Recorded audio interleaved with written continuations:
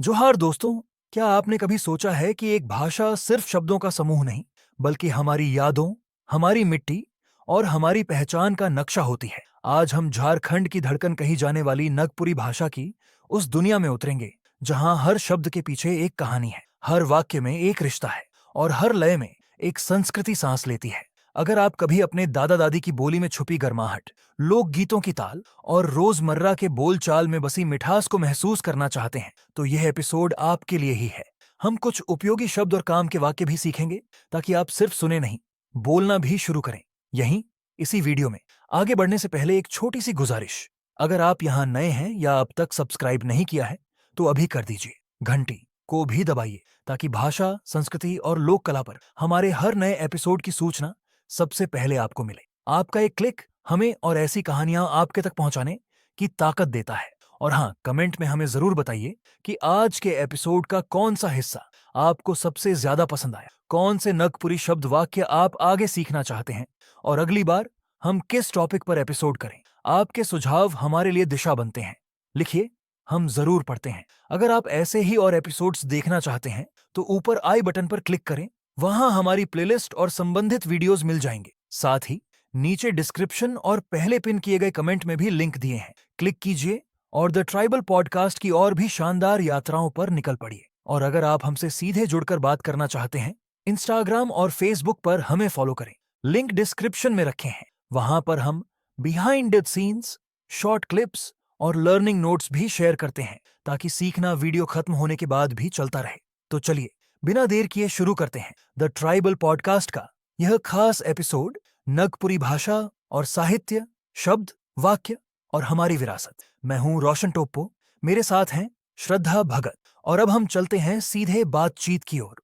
नागपुरी भाषा की दुनिया को समझने के लिए जी। इसके लिए हमें एक किताब है, नागपुरी भाषा शब्द और व्याकरण। उसके कुछ हिस्सों पर नजर डालेंगे। हाँ, उससे हमें एक बुनियादी समझ मिलेगी इस भाषा की। तो आज हमारा मकसद है नागपुरी के कुछ खास पहलुओं को जानना, मतलब ये दूसरी भाषाओं से कैसे जुड़ी है, इसके काल यानी टेंसेस वो कैसे काम करते हैं। जी। और रोजमर्रा के शब्द। हाँ, रिश्तों और रोजमर्रा की जिंदगी से जुड़े आम शब्द कौन से हैं और कुछ आसान से वाक्य कैसे बोले जाते हैं। इसे किसी इलाके की भाषा और संस्कृति की एक झलक पाने जैसा समझ सकते हैं। बिल्कुल ठीक है।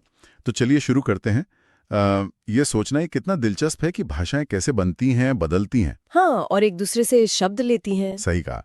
नागपुरी इसका एक बेहतरीन उदाहरण है कि कैसे भाषाएं वक्त के साथ अपनी राह बनाती हैं और अपनी पहचान गढ़ती हैं। स्रोत में एक बड़ी रोचक तालिका दी हुई है। जी, मैंने भी देखी। उसमें नागपुरी, हिंदी, हाँ, और फिर कुछ पुरानी भाषाएं जैसे अपभ्रंश, प्राकृत और संस्कृत, इनके शब्दों में समानताएं दिखाई हैं। बिल्कुल। जैसे एक उदाहरण है नागपुरी का शब्द पछे, पछे, जिसका मतलब होता है पीछे। हाँ, और ये हिंदी के पीछे से कितना मिलता है। और प्राकृत में भी है पच्छा। जी। और संस्कृत का मूल शब्द पश्च। तो प्राकृत मतलब वो भाषा जो पुराने जमाने में आम लोग बोलते थे। हाँ, और संस्कृत तो खैर शास्त्रीय भाषा है ही। बिल्कुल। और ऐसे कई शब्द है ना। हाँ, कई हैं।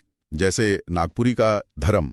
अच्छा, धर्म जो हिंदी के धर्म, प्राकृत के धम और संस्कृत के धर्म से साफ तौर पर जुड़ा है। या फिर आंख यानी आंख। आंख, हाँ, यह संस्कृत के अक्षी से विकसित हुआ लगता है। जी। और सपना भी है, स्वप्न से। हाँ। दृढ़ है मतलब दृढ़। और एक सूरज के लिए भी शब्द था, बेयर। बेयर, हाँ।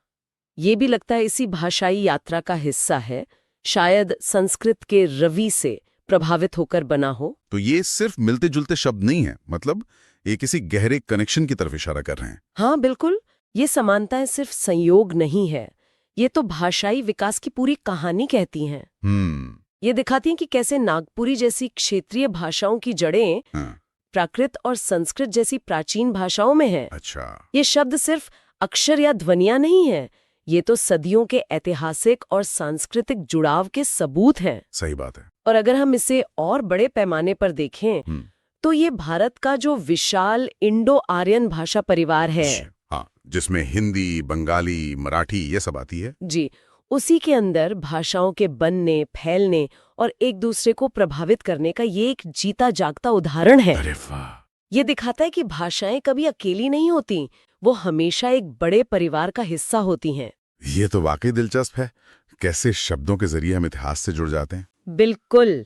लेकिन भाषा सिर्फ शब्दों का खेल नहीं है, उसका अपना ढांचा, अपना व्याकरण भी होता है। जी हाँ, स्रोत बताते हैं कि नागपुरी में काल यानी टेंसेस को समझने का तरीका काफी सीधा है। हाँ, स्रोत में एक सरल व्यवस्था का जिक्र है।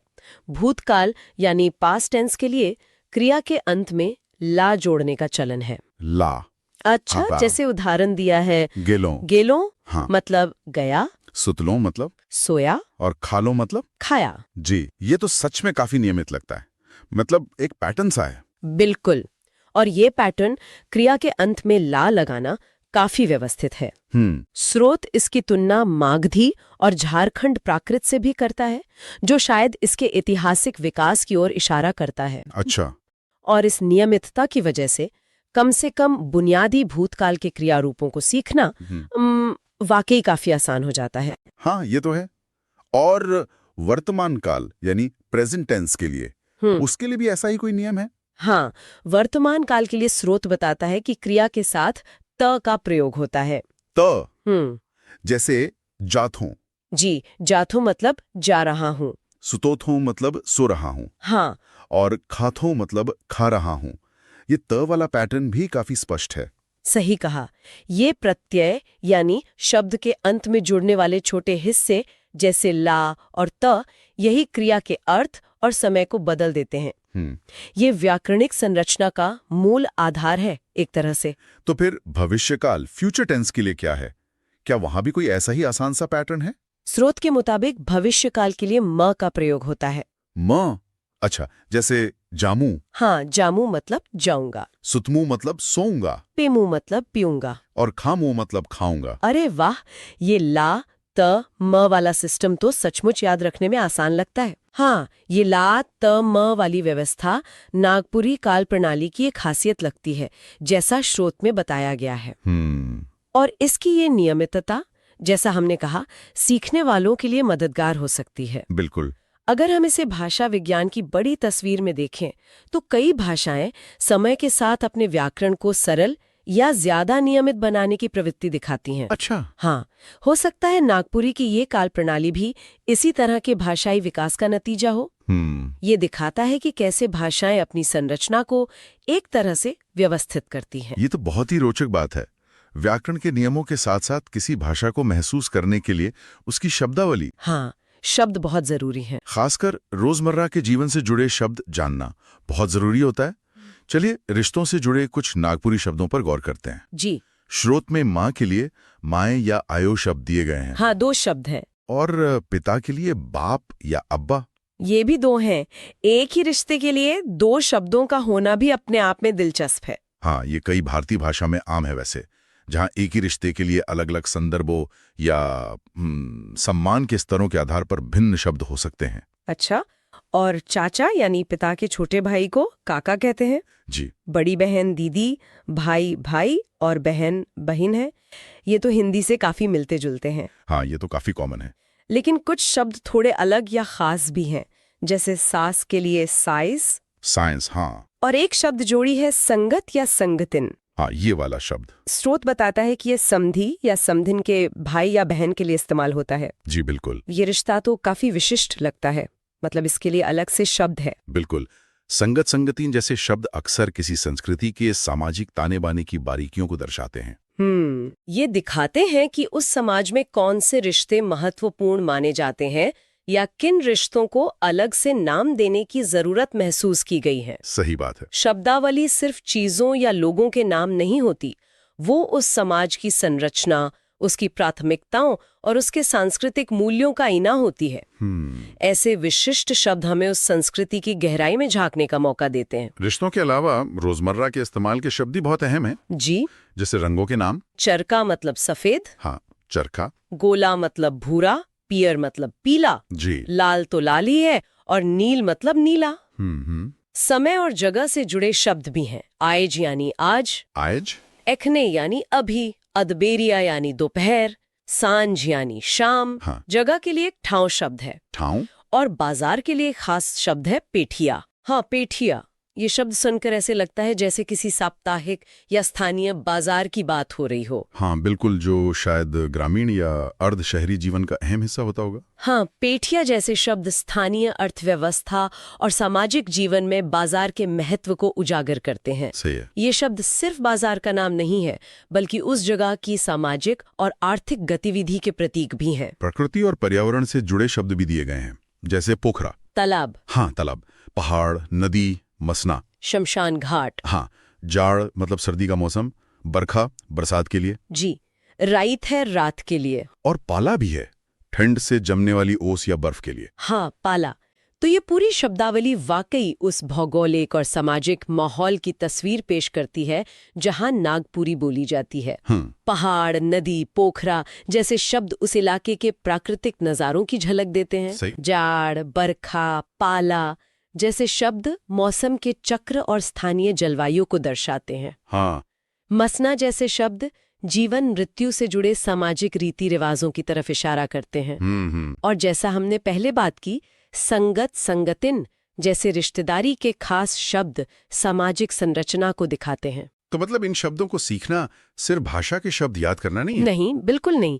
ये उस संस्कृति, उस पर्यावरण और उस जीवन शैली को समझने की एक खिड़की खोलने जैसा है। वाह। ये शब्द बताते हैं कि उस समाज के लिए क्या महत्वपूर्ण है, उनके अनुभव क्या हैं। तो हमने कुछ शब्द देख लिए, व्याकरण का अंदाजा भी लगा लिया। अब कुछ बुनियादी नागपुरी वाक्यांशों पर नजर डालते हैं। जी, ये प्रैक्टिकल होगा। हाँ, इनसे शायद बातचीत शुरू करने या आम जानकारी लेने में मदद मिले। बिल्कुल। जैसे अगर किसी का नाम पूछना हो तो स्रोत के अनुसार कह सकते हैं, तोर नाम काहे के। तोर नाम काहे के मतलब तुम्हारा नाम क्या है। हाँ, और किसी का हालचाल पूछने के लिए सम्मान के अलग अलग स्तर दिखाने वाले तरीके हैं। अच्छा। जैसे तोयम कैसन आहेस, ये थोड़ा अनौपचारिक है, मतलब तुम कैसे हो। तोयम। हाँ। फिर है रौरे कैसन आही, ये ज्यादा सम्मानजनक है, आप कैसे हैं। रौरे। और एक और है अपने कैसन आही, ये भी सम्मानजनक तरीका है। अपने। अच्छा, तो तोयम, रूरे, अपने, ये सर्वनामों का अलग अलग इस्तेमाल यह दिखाता है कि भाषा में सामाजिक व्यवहार और सम्मान का कितना ध्यान रखा जाता है। हाँ बिल्कुल। यह कई भारतीय भाषाओं की एक आम विशेषता है ना। हाँ। जहां आप जिससे बात कर रहे हैं उसके प्रति सम्मान दर्शाने के लिए अलग अलग शब्दों या रूपों का प्रयोग करते हैं। सही कहा। और जवाब में कहा जा सकता है मोए ठीक आहो। मोए ठीक आहो, मैं ठीक हूँ। जी। सवाल पूछने के लिए भी कुछ बुनियादी शब्द हैं।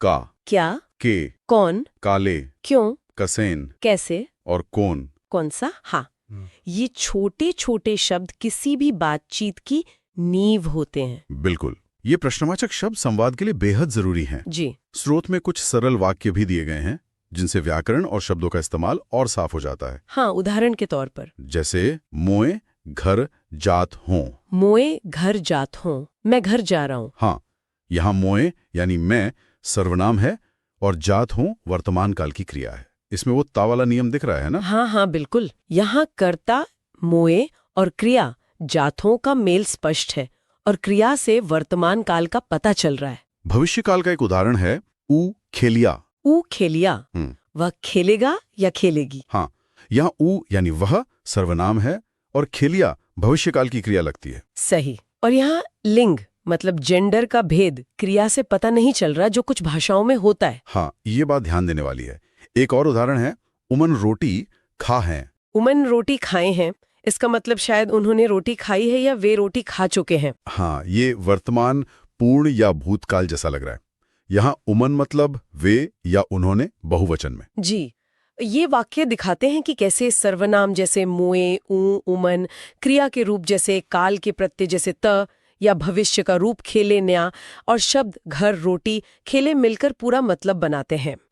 इन सरल वाक्यों में भी भाषा की अपनी एक व्यवस्था, एक संरचना दिखती है, जैसे शब्दों का क्रम क्या है, क्रिया कहाँ आती है। हाँ। इन उदाहरणों से यह समझने में मदद मिलती है कि भाषा सिर्फ रटे रटाए शब्दों का ढेर नहीं, बल्कि नियमों पर आधारित एक जीवंत प्रणाली है। बिल्कुल।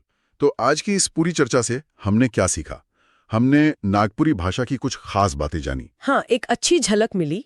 हमने देखा कि इसकी जड़ें संस्कृत और प्राकृत जैसी पुरानी भाषाओं तक जाती हैं, जो इसके ऐतिहासिक सफर को दिखाता है। जी। आधारित लगती है। और सीखने में अपेक्षाकृत सरल हो सकती है। हाँ, हमने रिश्तों, रंगों, समय, प्रकृति और दैनिक जीवन से जुड़े कुछ जरूरी शब्द देखे जो उस क्षेत्र की संस्कृति और माहौल की झलक देते हैं। सही। और आखिर में हमने कुछ बुनियादी वाक्यांश देखे जिनसे बातचीत की शुरुआत हो सकती है और जिनमें सम्मान के स्तर का भी ध्यान रखा जाता है। बिल्कुल। नागपुरी जैसी क्षेत्रीय भाषा के इन बुनियादी तत्वों को समझना इसलिए अहम है क्योंकि यह सिर्फ बातचीत का जरिया नहीं है। नहीं, ये उससे कहीं ज्यादा है। हाँ, बल्कि ये एक पूरी संस्कृति, एक इतिहास और एक समुदाय की पहचान से रूबरू कराते हैं। बिल्कुल सही कहा। और इन स्रोतों के आधार पर सोचते हुए एक विचार मन में आता है जो हमें थोड़ा आगे ले जाता है। अच्छा, क्या विचार? हमने देखा कि नागपुरी की जड़ें गहरी हैं, संस्कृत और प्राकृत से जुड़ी हैं, और इसका अपना एक स्पष्ट व्याकरणिक ढांचा भी है, जैसे वो ला त म वाला पैटर्न। हाँ। आज की दुनिया में जहां भाषाएं लगातार एक दूसरे के संपर्क में आ रही हैं, टीवी, इंटरनेट, लोगों का एक जगह से दूसरी जगह जाना, हाँ, बहुत बदलाव आ रहा है। जी, तो ऐसे में नागपुरी जैसी भाषा का भविष्य में विकास कैसा दिख सकता है? क्या ये अपनी अनूठी पहचान और विशेषताओं को बनाए रखेगी, ये बड़ा सवाल है। या दूसरी भाषाओं के बढ़ते प्रभाव में घुल मिल जाएगी? या शायद इससे जुड़ा एक और जरूरी सवाल यह है क्या? कि नागपुरी जैसी क्षेत्रीय भाषाओं और उनकी अनूठी विशेषताएं, जैसे वो खास रिश्ते वाले शब्द संगत संगतिन या वो सरल काल प्रणाली, इनको सहेजने और इनका दस्तावेजीकरण करने का क्या महत्व है? हाँ, डॉक्यूमेंटेशन तो जरूरी है, खासकर एक ऐसे दौर में जब दुनिया भाषाई रूप से ज्यादा एकरूप होती जा रही है। सही बात है। इन भाषाओं को बचाना सिर्फ शब्दों को बचाना नहीं है, बल्कि उन संस्कृतियों और ज्ञान प्रणालियों को बचाना है जिन्हें वे समेटे हुए हैं। ये वाकई सोचने वाली बात है कि बदलते समय में इन भाषाओं का क्या होगा और इन्हें सहेजने के लिए क्या किया जा सकता है। जी, नागपुरी की इस संक्षिप्त लेकिन ज्ञानवर्धक यात्रा में हमारे साथ रहने के लिए धन्यवाद। उम्मीद है आपको ये जानकारी रोचक और उपयोगी लगी होगी।